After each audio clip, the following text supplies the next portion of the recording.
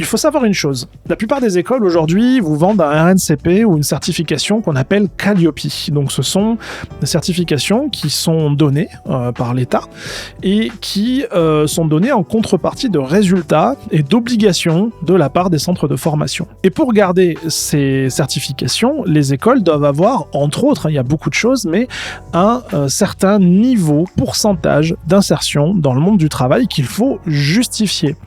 Et là, je vous conseille d'aller voir un petit reportage qui est pas trop mal fait, de complément d'enquête. Et là, on découvre donc des conversations qu'ils ont enregistrées, enfin je vous laisserai découvrir, de gens qui avouent clairement bidouiller les résultats des écoles pour garder leur certification. Parce que perdre la certif pour une école, c'est terrible.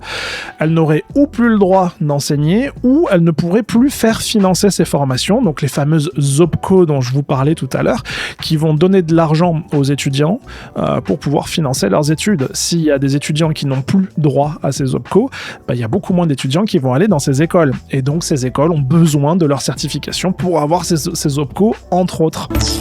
Sur ce document interne, au titre évocateur, avant et après cleanage, c'est-à-dire nettoyage des chiffres, sur le campus de Montpellier, la proportion d'étudiants en poste dans les fonctions visées passe de 39 à 46%.